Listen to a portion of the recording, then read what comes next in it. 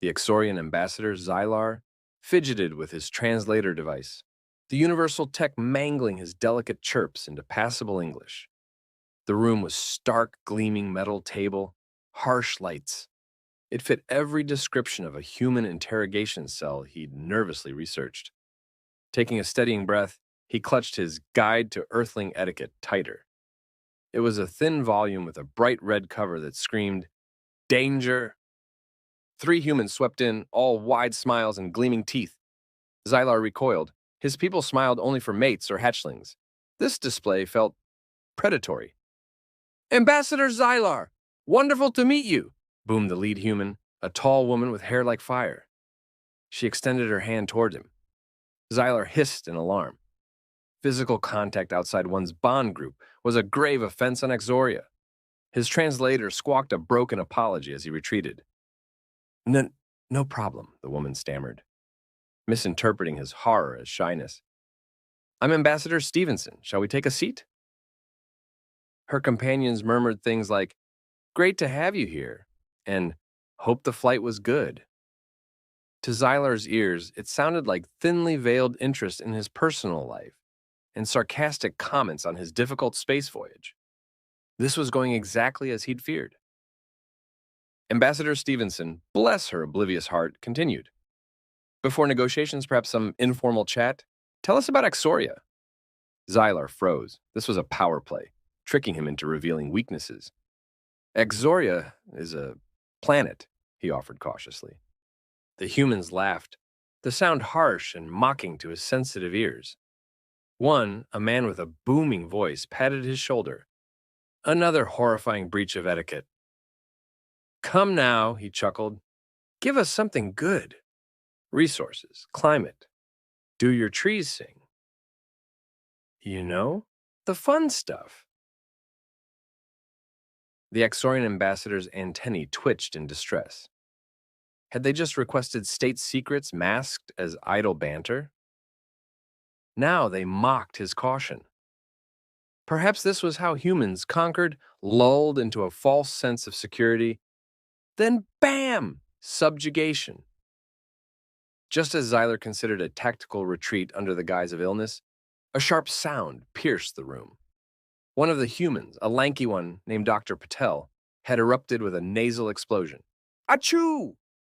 The other humans swiveled towards him. "Bless you," they chorused.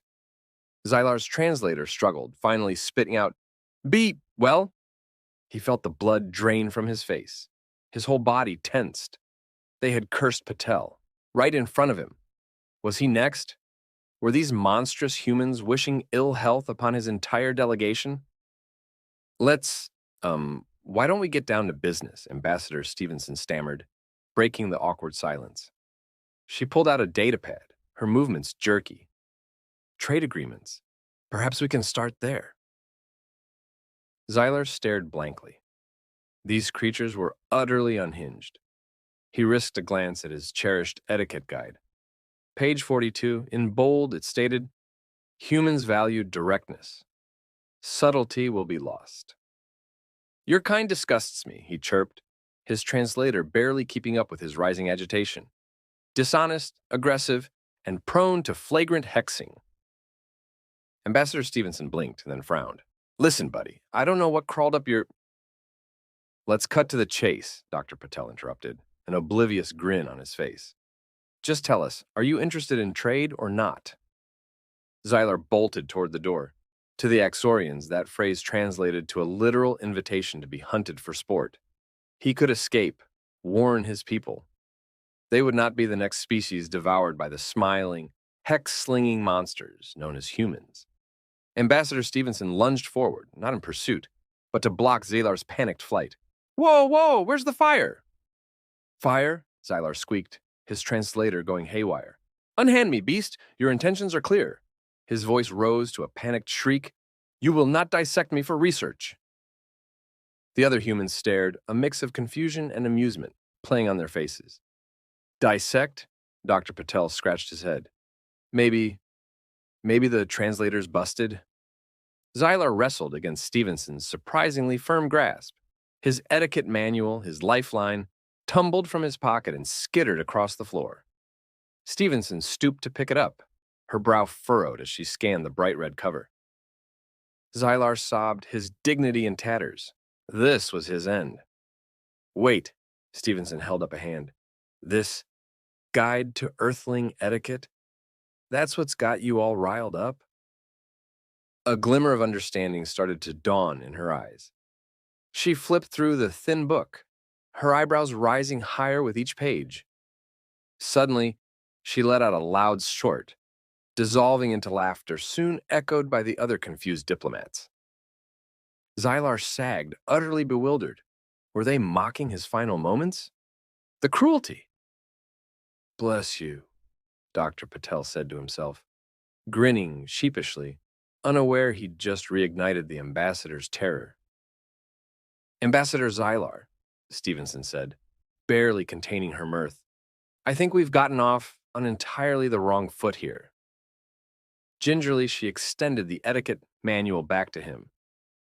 Seems like there might be a few misinterpretations in this guidebook.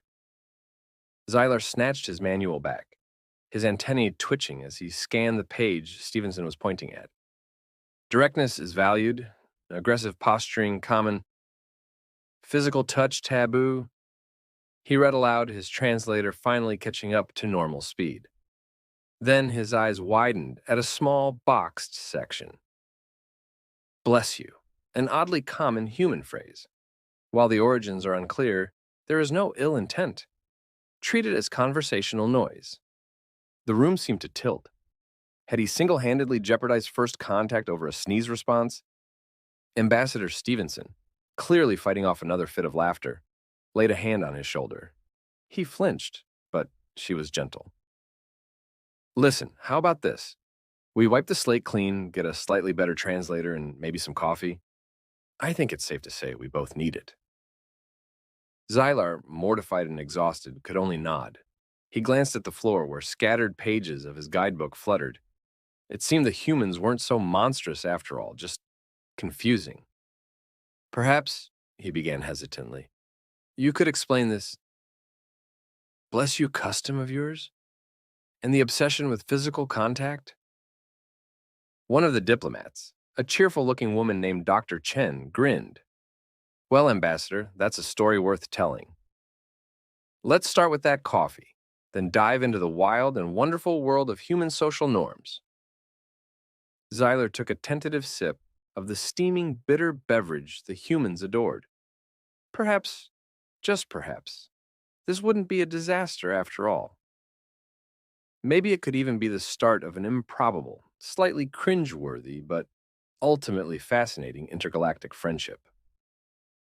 Days later, after much coffee for the humans, soothing herbal infusions for Xylar, and a greatly improved translator, things were finally on track. Laughter filled the conference room as Ambassador Stevenson and Xylar recounted the misunderstandings, their initial hostility replaced by a wary camaraderie. So, Xylar chirped, amusement edging into his tone. When you extended your hand, I thought, what an aggressive way to initiate a challenge for dominance. Stevenson howled with laughter.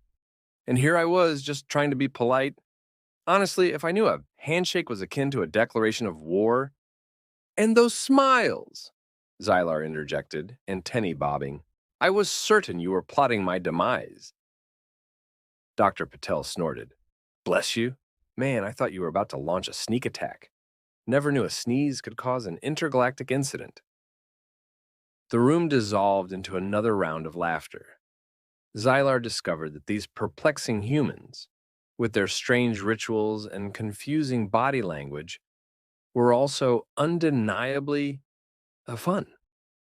Their directness was refreshing once understood, their humor surprisingly infectious. Negotiations proceeded smoothly, punctuated by explanations of idioms. Raining cats and dogs? What kind of weather report is that? And cultural demonstrations. Xylar still wasn't sure about this hug concept. As the historic treaty was signed, Ambassador Stevenson turned to Xylar with a mischievous glint in her eyes. So, tell me about those singing trees on Axoria.